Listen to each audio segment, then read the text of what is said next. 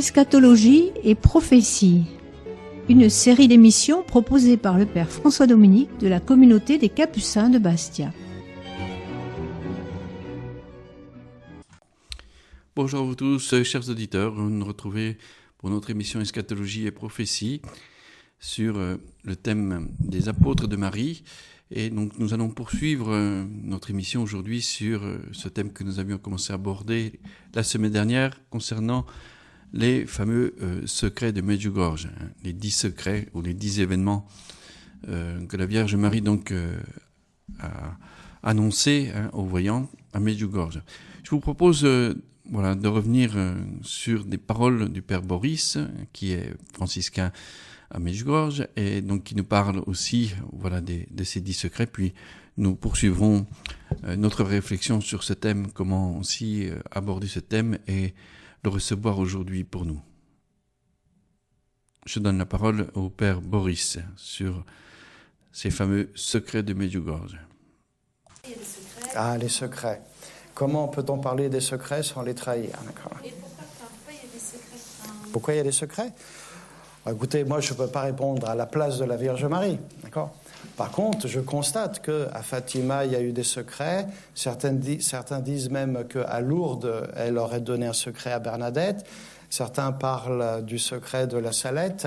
D'accord. Donc, il y a des choses qui ne sont pas connues, qu'elle va nous révéler en un temps donné. Et elle dit en particulier que le 3e secret, à Medjugorje, sera le grand signe qu'elle a prévu et qu'elle a promis, un signe permanent et indestructible, afin que tout le monde puisse le voir et accéder à la conversion, surtout pour les non-croyants. Mais elle rajoute, vous, les croyants, n'attendez pas le signe pour vous convertir. D'accord.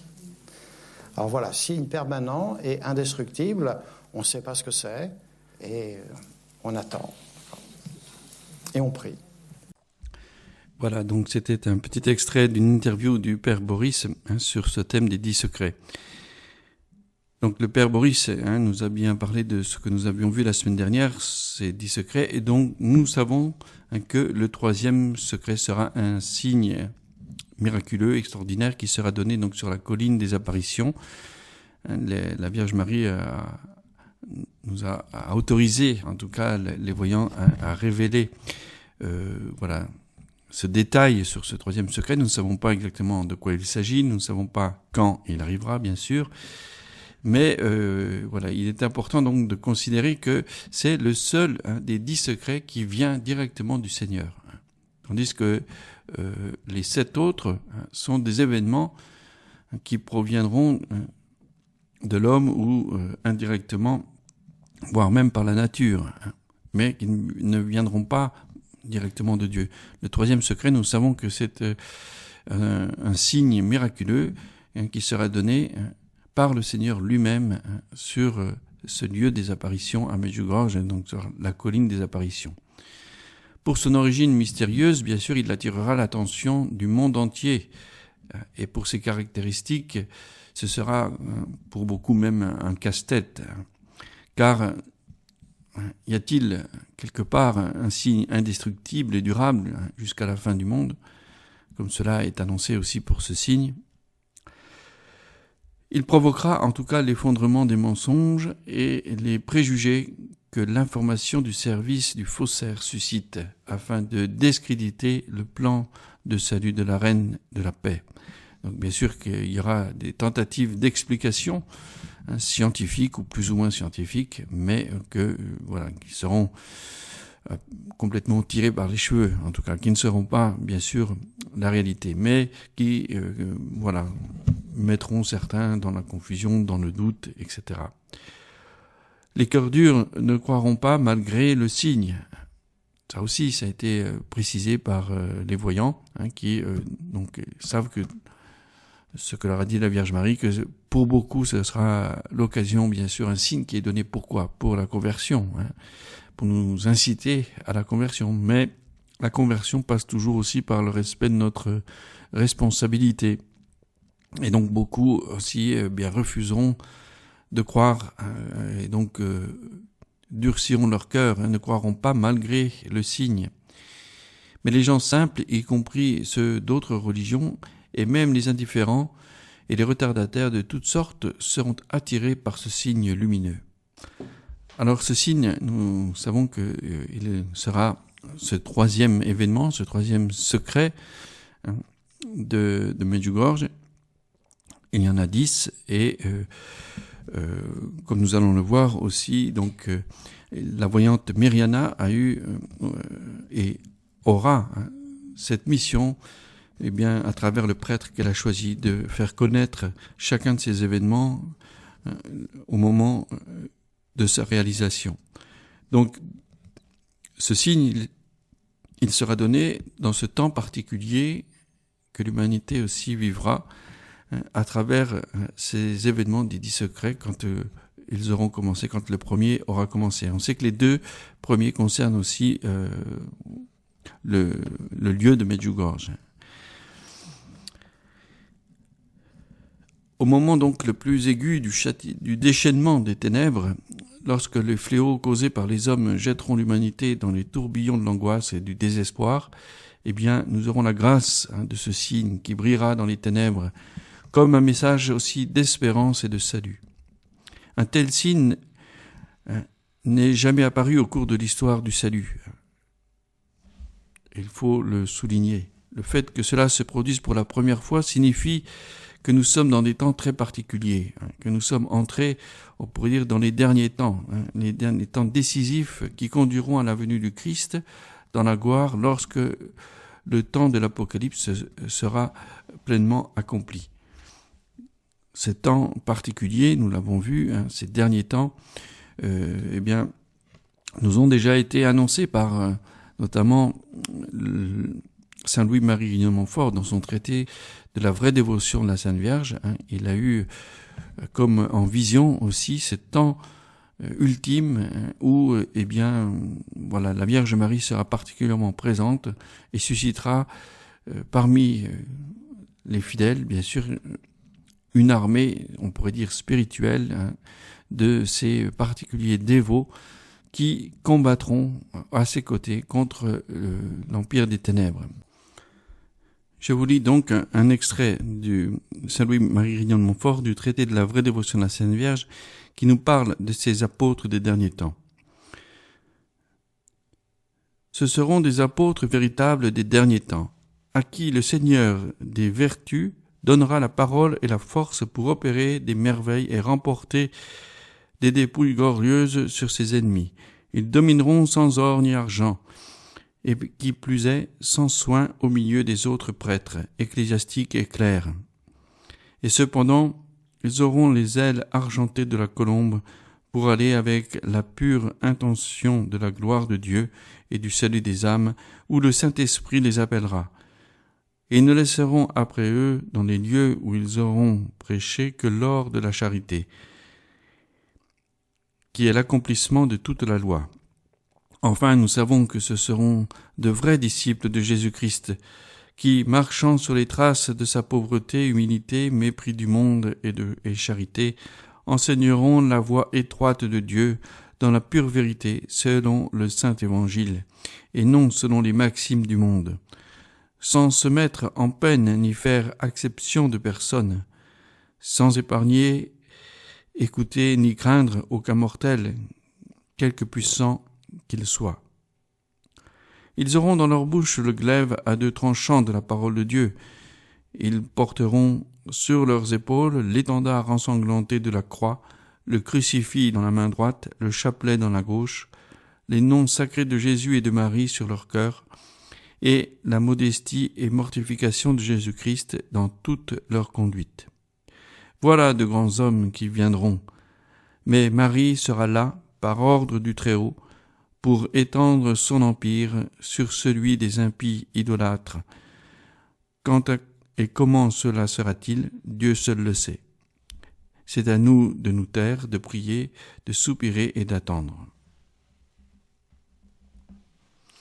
Et donc, Saint Louis-Marie Grignon de Montfort nous parle bien de ce combat particulier qui aura lieu à ce moment, un combat qui nous renvoie aussi l'image de l'Apocalypse, cette femme revêtue du soleil. Et Saint Louis-Marie de Montfort le relie aussi au passage de la Genèse, à cette prophétie du proto-évangile de la Genèse qui nous dit que la femme sera victorieuse, écrasera la tête du serpent. C'est précisément dans ces dernières et cruelles persécutions du diable qui augmenteront tous les jours jusqu'au règne de l'Antichrist qu'on doit entendre cette première et célèbre prédiction et malédiction de Dieu portée dans le paradis terrestre contre le serpent. Il est à propos de l'expliquer ici, pour la gloire de la très sainte Vierge, le salut de ses enfants et la confusion du démon. Je mettrai des inimitiés entre toi et la femme, et ta race et la sienne. Elle-même t'écrasera la tête, et tu mettras des embûches à son talon. Ce que Lucifer a perdu par orgueil, Marie l'a gagné par humilité. Ce que Ève a damné et perdu par désobéissance, Marie l'a sauvé par obéissance. Ève, en obéissant au serpent, a perdu tous ses enfants avec elle et les lui a livrés. Marie, étant rendue parfaitement fidèle à Dieu, a sauvé tous ses enfants et serviteurs avec elle et les a consacrés à sa majesté. Non seulement Dieu a mis une inimitié, mais des inimitiés, non seulement entre Marie et le démon, mais entre la race de la Sainte Vierge et la race du démon, c'est-à-dire que Dieu a mis des inimitiés et des antipathies secrètes entre les vrais enfants et serviteurs de Marie et les enfants et esclaves du diable. Ils ne s'aiment point mutuellement, ils n'ont point de correspondance intérieure les uns avec les autres. Les enfants de Bélial, les esclaves de Satan, les amis du monde, ont toujours persécuté jusqu'ici et persécuteront plus que jamais ceux et celles qui appartiennent à la très sainte Vierge. Comme autrefois Caïn persécuta son frère Abel et Ésaü son frère Jacob, qui sont les figures des réprouvés et des prédestinés. Mais l'humble Marie aura toujours la victoire sur cet orgueilleux, et si grande qu'elle ira jusqu'à lui écraser la tête où réside son orgueil. Elle découvrira toujours sa malice de serpent, elle éventera ses mines infernales, dissipera ses conseils diaboliques, et garantira jusqu'à la fin des temps ses fidèles serviteurs de sa patte cruelle. Mais le pouvoir de Marie sur tous les diables éclatera particulièrement dans les derniers temps, où Satan mettra des embûches à son talon, c'est-à-dire à ses humbles esclaves et à ses pauvres enfants, qu'elle suscitera pour lui faire la guerre. Ils seront petits et pauvres selon le monde, et abaissés devant tous, comme le talon foulé et pressé, comme le talon laid à l'égard des autres membres du corps. Mais, en échange, ils seront riches en grâce de Dieu, en grâce que Marie leur distribuera abondamment, grands et relevés en sainteté devant Dieu, supérieurs à toute créature par leurs ailes animées et si fortement appuyés du secours divin, qu'avec l'humilité de leurs talons, en union avec Marie, ils écraseront la tête du serpent infernal et feront triompher Jésus-Christ. Voilà, donc cette citation importante de Saint Louis-Marie Grignon de Montfort qui nous met aussi dans ce contexte particulier, puisque nous savons aujourd'hui que Marie est en train de former ses apôtres, ses disciples, ses enfants particuliers pour ce combat particulier, qui est le combat des derniers temps. Et donc, si nous revenons à ces événements de Medjugorje, nous voyons qu'il y a des caractéristiques particulières. Le fait que chaque secret de Medjugorje soit révélé aussi au monde 3 jours avant. 3 jours à l'avance n'est pas un chiffre anodin. Le fait qu'il soit révélé à l'avance est un don aussi inestimable du ciel, qui nous est révélé depuis les premiers temps des apparitions, mais dont nous devons comprendre la valeur. Les 3 jours de préélection ont été comparés par beaucoup aux 3 jours du Triduum pascal, au cours duquel la rédemption des âmes s'est accomplie par la passion du Christ et sa glorieuse résurrection. En ces jours-là, la foi des apôtres fut mise à rude épreuve. L'un d'eux a trahi, l'autre a renié, la plupart se sont enfuis. La foi de tous vacillait, même celle de Jean. Il a fallu ce signe du tombeau vide pour que Jean croie à la résurrection. Donc, tous ont eu donc cette épreuve de la foi, et seule la lumière de Marie brillait dans les ténèbres. De la même manière, les 3 jours avant l'arrivée de chaque événement auront le sens d'une épreuve de foi et seront une occasion extraordinaire pour les âmes de se décider pour le salut.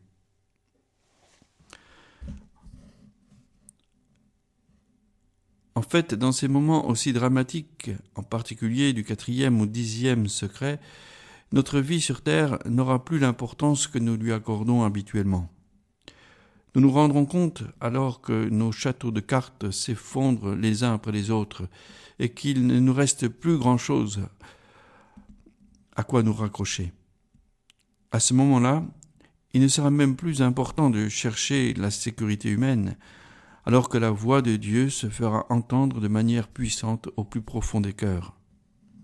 La question concernant notre destinée éternelle, le destin éternel de notre âme, se fera alors comme une irruption dans nos vies.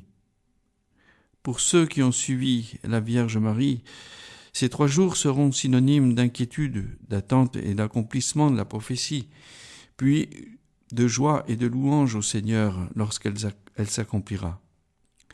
Pour ceux qui ne croiront pas, le fait que la prophétie s'accomplisse sera une invitation à ouvrir leur cœur au Seigneur qui passe, à se repentir de leurs péchés et à se confier à la miséricorde divine. Nous comprendrons alors la valeur inestimable de la liberté que Dieu nous donne et que nous avons peut-être sous-estimée et méprisée dans le monde sans Dieu que nous nous sommes construits. Ce jour-là, comme dans ceux de la Passion, chaque âme sera visitée afin qu'elle puisse se décider devant le carrefour de la vie avec ou sans Dieu. C'est pourquoi les voyants disent que les secrets concernent le monde, mais surtout l'Église. En effet, nous serons appelés à rester fermes dans la foi, en adhérant avec Marie à l'unique et véritable Église, même par le martyre. Ceux qui suivront la Sainte Vierge en ces temps où Satan passera au crible les âmes n'auront rien à craindre. Ils vivront leur vie quotidienne en paix et aideront Notre-Dame à mener les âmes à Jésus. Cependant, il n'est pas à exclure que l'annonce faite 3 jours plus tôt, en précisant le moment et la durée de l'événement, n'ait pas la valeur d'une encre de salut même pour sa propre vie. Non seulement il nous sera révélé ce qui va se passer, mais aussi l'endroit où il se produira. Chaque événement étant circonscrit dans un lieu précis, même si l'immensité des effets échappe à toute l'imagination.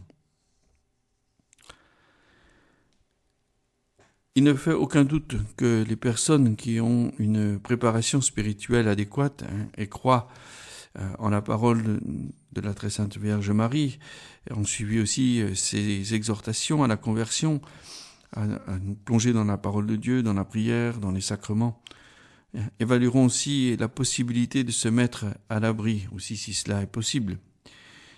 Nous devons cependant ne pas oublier que ce ne sera pas la première fois aussi dans l'histoire du salut que des prophéties de désastre ont pour but de sauver les gens. Cela s'est produit de la destruction de Sodome et Gomorrhe anticipée par Dieu à Abraham pour lui donner l'occasion de se sauver lui-même et son parent Lot avec sa famille. Dans le Nouveau Testament, la prophétie de Jésus sur la destruction du temple de la ville de Jérusalem et de ses habitants a donné à la communauté chrétienne l'occasion aussi d'une vraie conversion et de se sauver. En fait, après avoir révélé que la ville serait encerclée, il a invité les gens à ne pas entrer dans la ville, mais à fuir dans les collines, comme on le voit dans l'évangile de saint Marc au chapitre 13, versets 14 à 16. « Lorsque vous verrez l'abomination de la désolation installée où elle ne doit pas être, que les lecteurs comprennent, alors ceux qui seront en Judée, qu'ils s'enfuient dans les montagnes. Celui qui sera sur la terrasse, qui n'en descende pas et n'entre pas pour emporter quelque chose de sa maison. Celui qui sera dans son champ, qui ne retourne pas en arrière pour emporter son manteau. Personne, à l'exception des 6 voyants, ne connaît la nature de ces événements et les lieux indiqués. Il est certain qu'ils ne seront pas les seuls événements qui se produiront au cours de cette période de tribulation, mais cependant, ceux-ci révélés seront peut-être les plus importants et les plus significatifs. Ils pourraient aussi concerner l'Église et des lieux sacrés.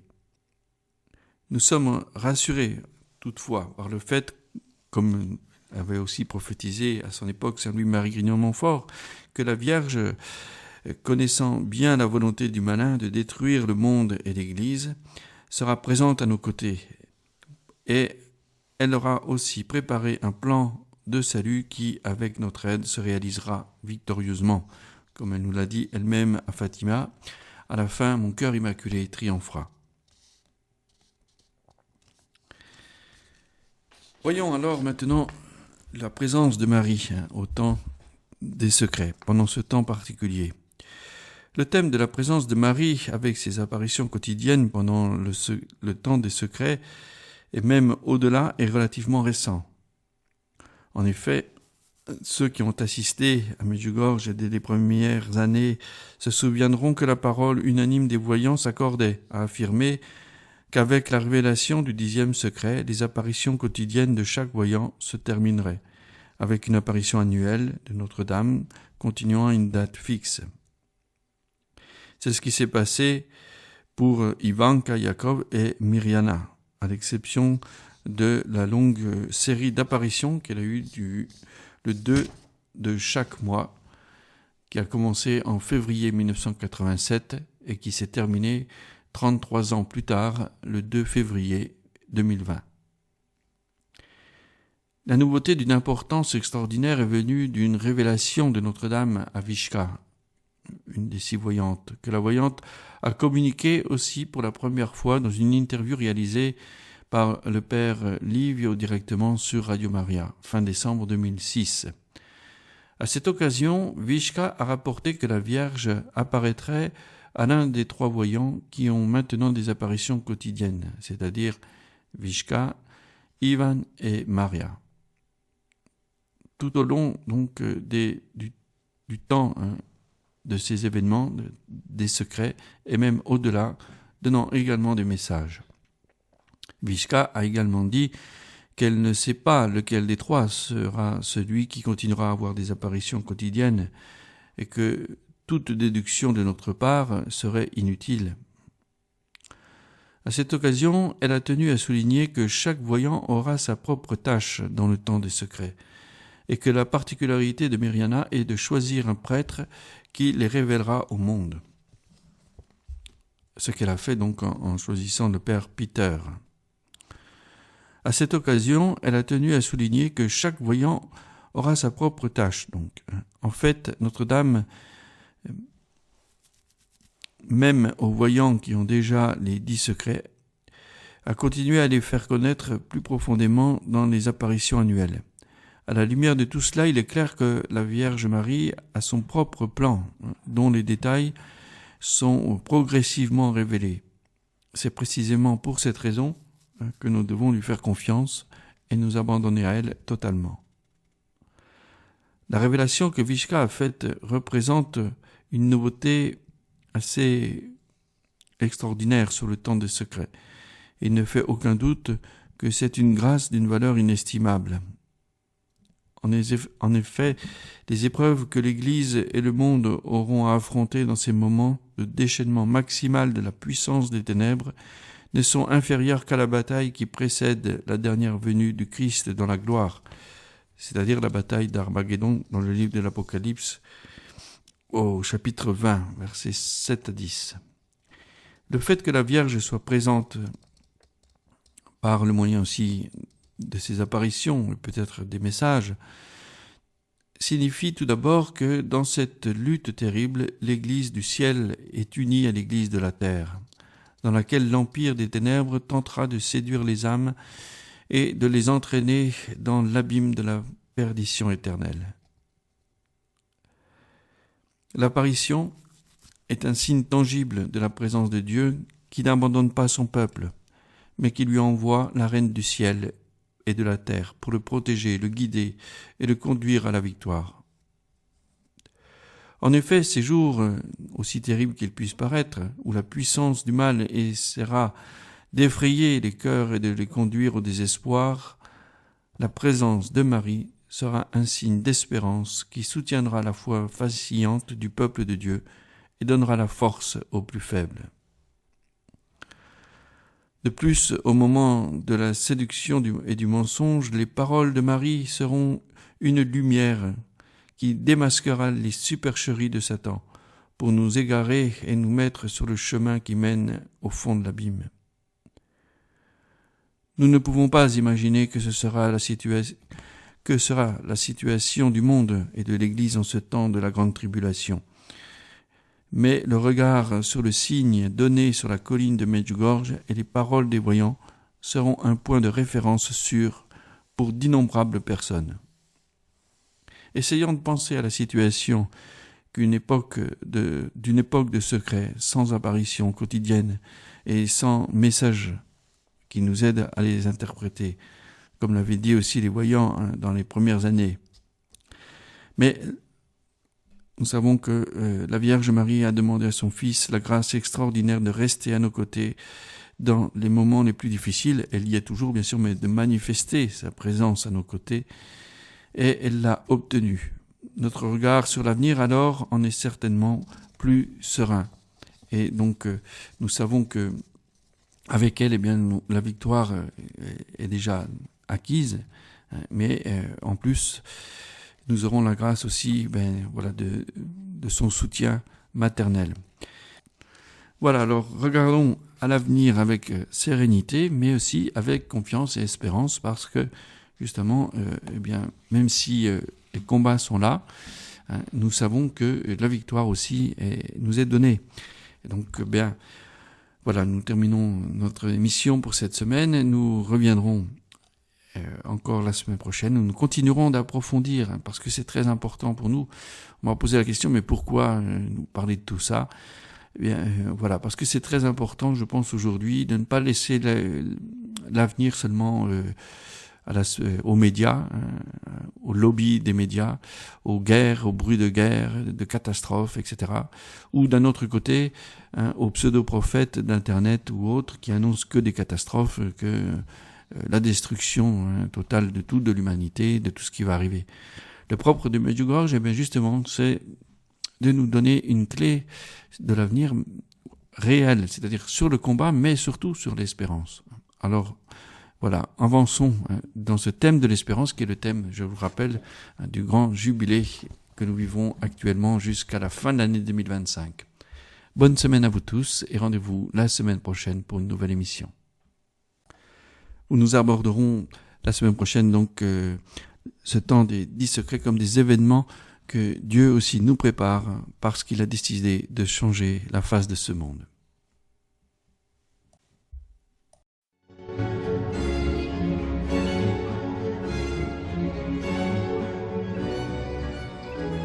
Eschatologie et prophétie, une série d'émissions proposée par le Père François Dominique de la communauté des Capucins de Bastia.